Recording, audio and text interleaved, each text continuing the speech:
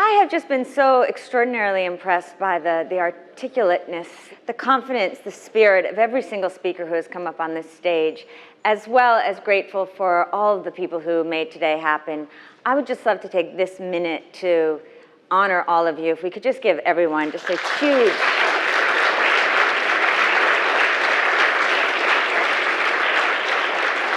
round of applause. As I was listening to all the different talks today, it really connected with the theme that I wanted to speak about, renewal. We have had an incredible day that has gone literally from chickens to chocolate to fast food, healthy fast food and food deserts, to leadership and learning platforms and lean data. And the truth is, each of these stories are Acumen stories. And all of these stories are possible because of you, because of the financial support that you give to us, because of the mentoring, the coaching, the way that you accompany us and our companies. And we just thank you for that. And the reason that I wanted to speak about renewal was, one, to try to pull together all the different parts that we've been hearing about all day. But in the sense of what Emily talked about, that we're in this moment of so much change in our world, such wild turbulence, that it really behooves all of us to take a step back and to ask ourselves what the world most needs from us right now, given what we have to offer the world. And for that, it's a time of renewal, renewing ourselves to each other, to our commitments, to the values that we hold dear. I'm really lucky, as everyone at Acumen knows, in that I had this extraordinary mentor, John Gardner. And he talked all the time about renewal. He would ask why some human beings live into their 70s and 80s and 90s with this childlike curiosity, renewing themselves all the time, keeping this vitality in them. And other people got on the couch at 30 and almost never got off. And he said the secret was in this idea of human renewal, that every now and then we had to step back and then renew our commitment to what was most important. He had this wonderful quote in his book, Self-Renewal, that he wrote in 1963, Sam, a year before the Freedom Riders went out. He said, instead of giving young people the impression that their task is to stand a dreary watch over the ancient values, we should be telling them that it's their task to recreate those values continuously in their own behavior, facing the dilemmas and catastrophes of their own time. And arguably, this time is not as turbulent nor as divided as 1963 when John wrote that book. But we have our own challenges. We have our own institutions that need to be renewed. Just think about what we've heard today. Capitalism is in crisis. We have the dilemma of working with its effectiveness and its efficiency, and yet also the fact that it is not working for the poor and the vulnerable. We have the catastrophes of climate change that we know impact the poor and the vulnerable the worst. And with all of those swirling, we certainly have the tensions and the strains in democracy. And as I step back, I think, well, for 16 years, we've actually been working on all three of these issues. Sometimes deliberately, sometimes not. But the work that Acumen has done has fundamentally focused on building models of inclusive capitalism, trying to understand the skills and attributes of moral leadership that allow us to work across lines of differences, work with multiple stakeholders, imagine a different kind of world, and then go and have the audacity to try and build it. And one of the reasons I think that we're able to live the questions and be seekers without the answers is because we always had a North Star. We always had a set of values that we have held dear and true, and they have been articulated through Acumen's manifesto. But the North Star of everything that we do, of course, is the first line. It starts by standing with the poor. It is the lens through which we look at everything we do, the commitments we make, the investments we make, the leaders we choose, hopefully the way we comport ourselves. And underneath it become the strategies for how you stand with the poor, using investment as a means, not an end. But as Carlyle said, that can be really hard to do in a world that often values a different kind of success. And what's been so interesting to us is lately, we've been asked to bigger and more serious tables, asked to advise governments, prime ministers, Fortune 50 companies, and it's been thrilling. We know that we're gaining traction. And on the other hand, I sometimes find myself on the defensive. It goes to your question, Daniel, because people will often say, you know, Acumen is so influential, but I would have thought that you'd be $1 billion fund by now. Why haven't you scaled? And many people credit us with at least being one of the catalysts, if not the inventor, for lack of a better word, of the impact investing space.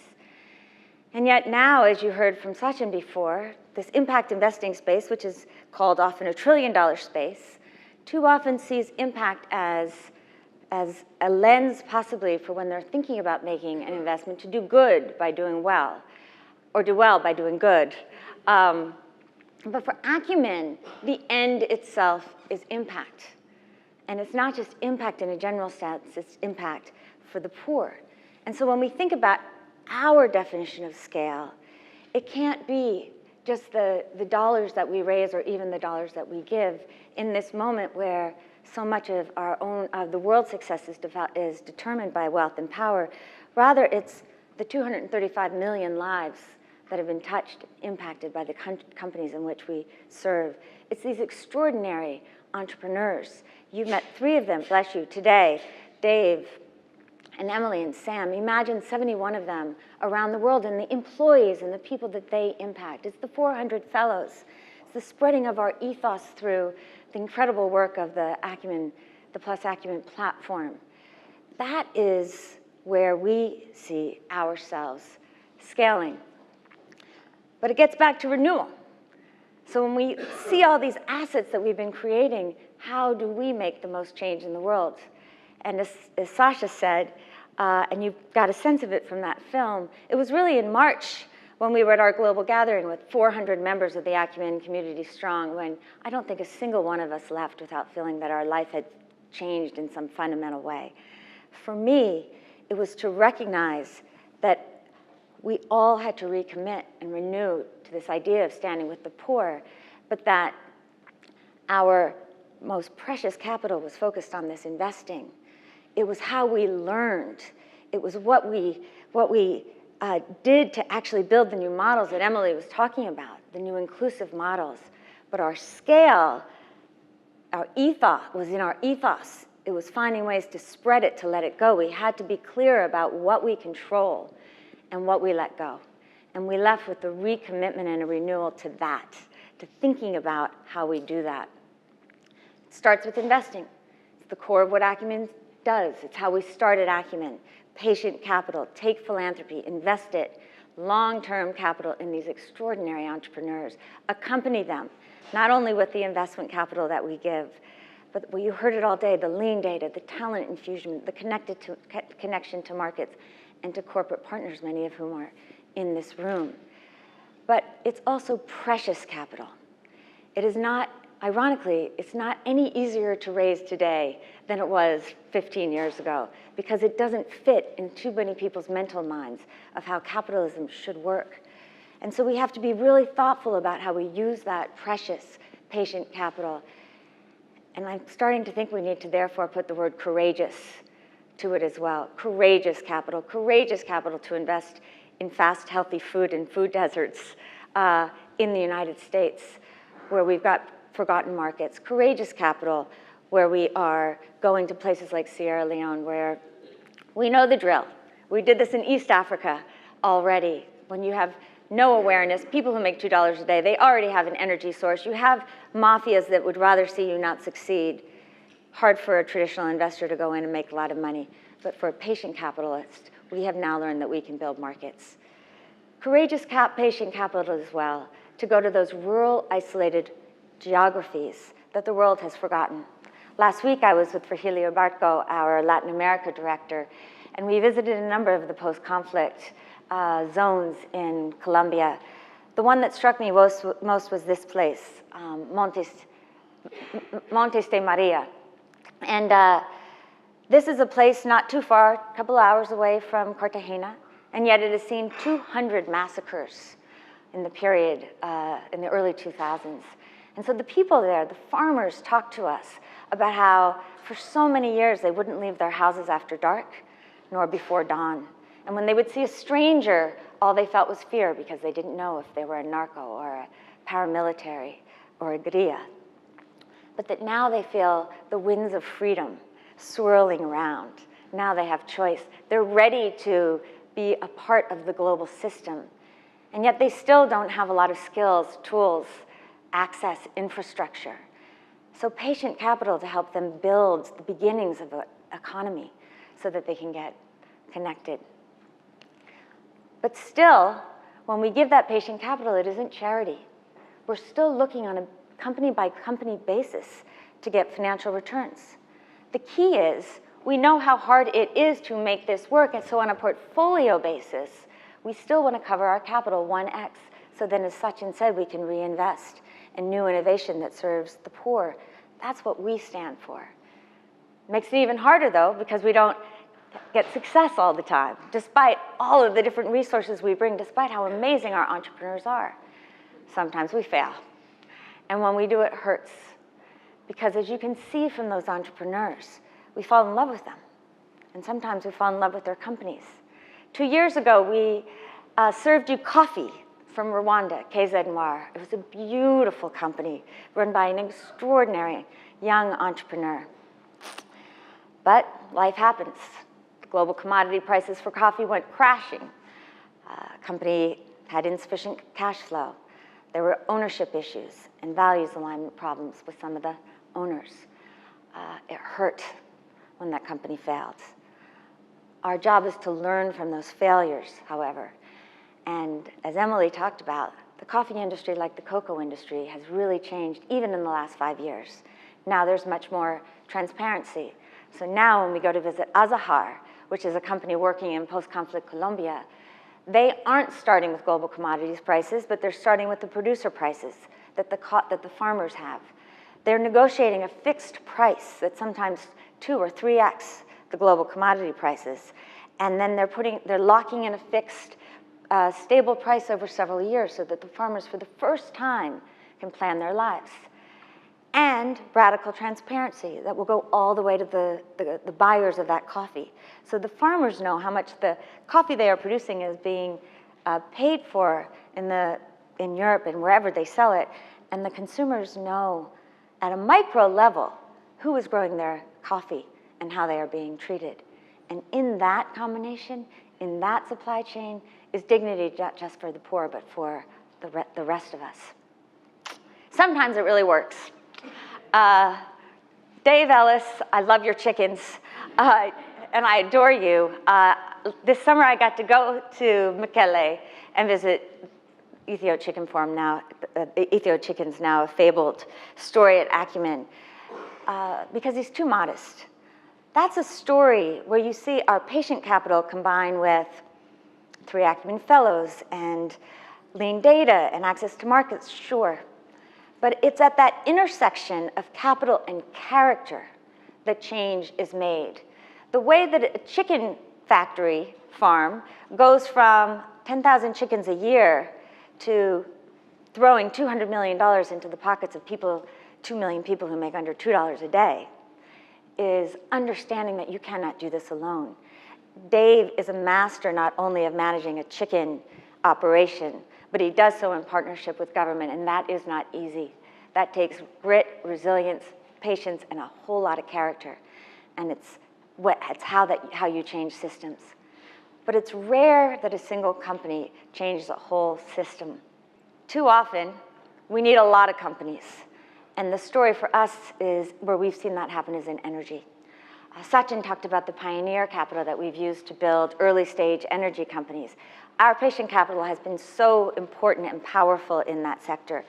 10 years, $20 million, 20 companies that we invested across a whole value chain, starting with 2 guys and a solar light in 2006, D-Light. Those companies taught us, though, that we could do much more if we went beyond patient capital and started to look at investing significant amounts of capital in certain companies and brought others into the value chain of solar. Just to remind you, as Sachin said, you take a continent like Africa, you have a billion people. 700 million live fully in the dark. No access to electricity or very, very limited. That is a situation that is unethical as well as it is dangerous. It's not good for anybody. And so after having done that for 10 years, we took all of our learnings and we thought, now is the time with urgency to talk to government that there might be a better way. In fact, now we're convinced that there is a better way. That if you want to extend electricity to all of your people, it is not through extending the government grid, which takes 1 to 9 years to never to get to a poor person and $1,500 a household. The way is through off-grid solar. And so a year ago, we talked to you about what we were trying to do, that we were going to raise a for-profit, a returnable capital fund. And since then, we've invested about $11 million in 2 companies, D-Light and B-Box. Have about $55 million raised. Have a team in Nairobi. Those 2 companies in the last 14 months have brought electricity to 2 million people off-grid in East Africa. 150,000 tons of carbon displaced. Hundreds of jobs. Now the governments in Rwanda and Kenya want to partner with us. They want to learn. They want to understand how to do more of this. We have a chance with this one to make history. It wouldn't have been possible without 10 years of patient capital, philanthropic-based back capital taking crazy bets across a value chain that is now built to market. That's what Acumen can do. And what I also didn't understand when we were first starting all of this is that as you scale these companies, as you build these industries, there's all sorts of ancillary effects that start to happen. We're often asked, but what do you do for women empowerment? But what do you do for et cetera, et cetera, et cetera? Well, if you start to build a company like D-Light that has brought light to 76 million individuals, that has 6,000 agents just in Kenya alone selling these lights, 40% of whom are women, you start to see massive change on the health front, on the education front, but also on the employee front.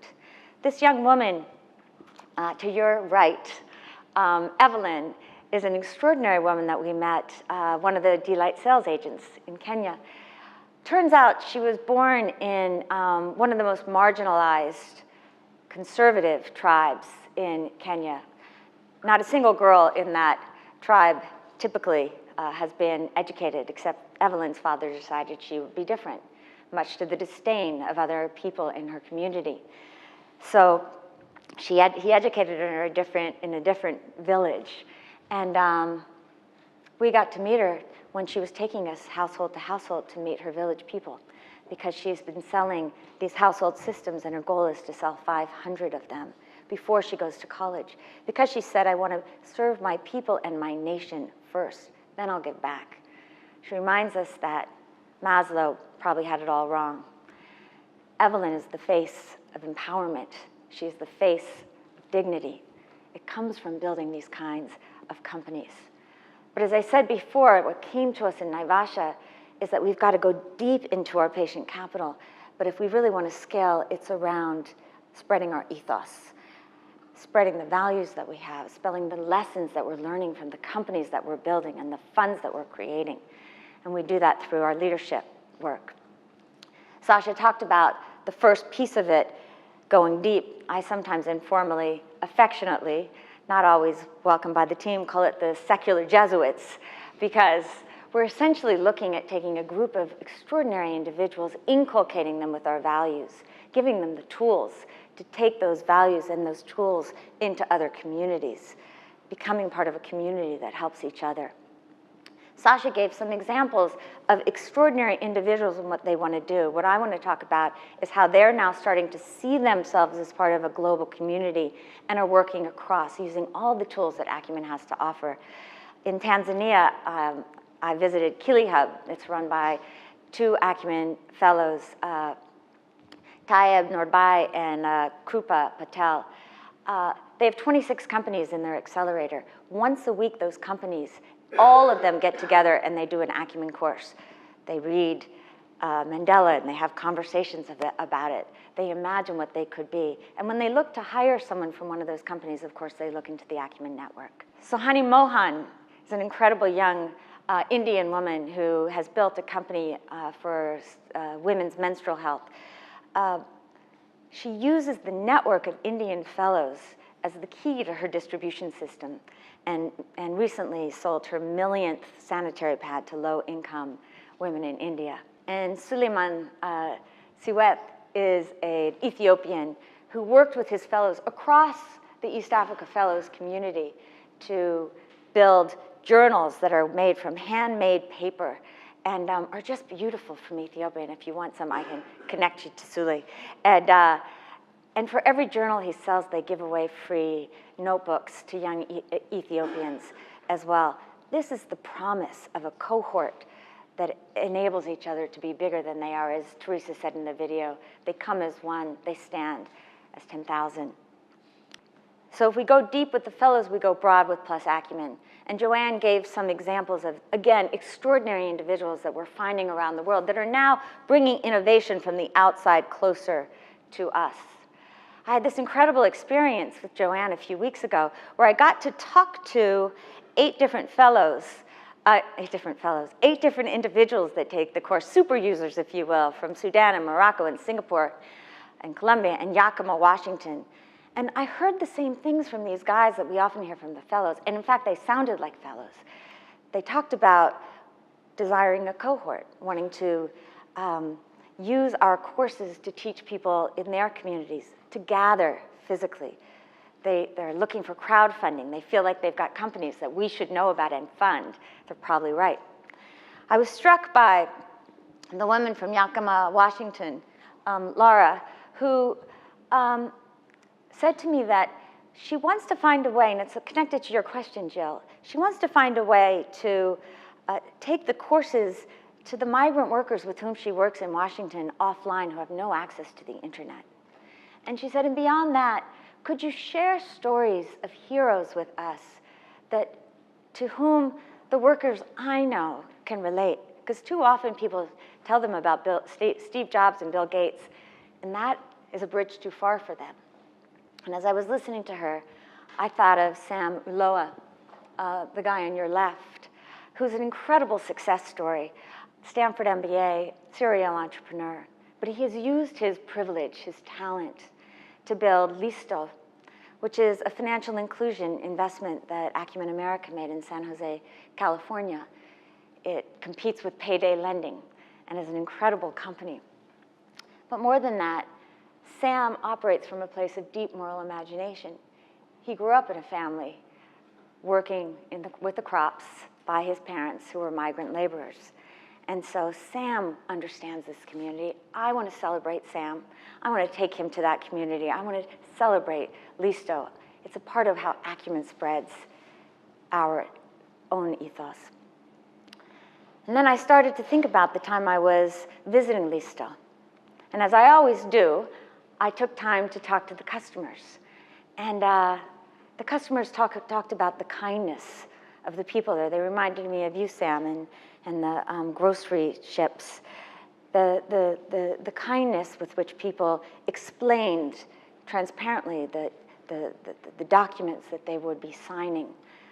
But the thing that really struck me was how many of them told me that outside their families, this was the only place in their lives where people knew their names, where they felt seen. And as I was listening to them, I was suddenly transported to a resettlement area outside of Delhi in India, where Sewagri, one of Acumen India's companies, lends to low-income women who've had their houses demolished in slums clearances and are now trying to rebuild their houses, but they don't have legal title. So they're giving them these mortgages anyway. And I met this woman named Ampati, and she said such a similar thing. She said, you know, Sewa is so kind. They see me, they trust me. She said, but I'm a poor Indian woman, I'm invisible, I'm a nobody.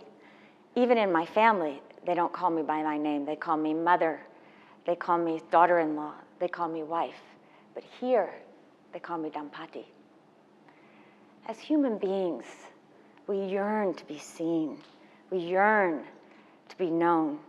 It's why I'm so excited by the photo campaign that we're starting today with the extraordinary Martin Scholler, who has taken these photographs of our customers.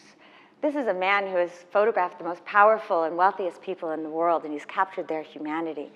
But his own imagination was captured by Acumen, and so he went to South Asia and to Africa, and he visited some of our companies, and he took photographs of the faces of people like Isabel and Peter and Faria from our customers.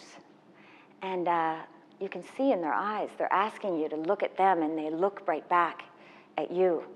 To me, they are a reminder that poverty is, it's not a measure of our character, it's just a measure of our economic situation. All of us can move from a place of character defined by who we are and the kindnesses that we give each other, how we want to be on this earth. And so on this day, World Poverty Day, I would like to ask all of us, all of you, to renew your commitments to each other, to renew your commitments to a rebirth of human equality, of human flourishing that is in our capacity to release onto this world despite all of the forces that would rather divide us.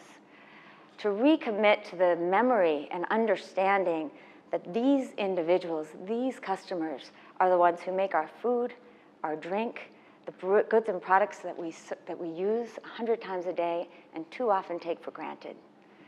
I would ask that you renew your commitment to a definition of success based not on how the world serves us, but on how we serve the world.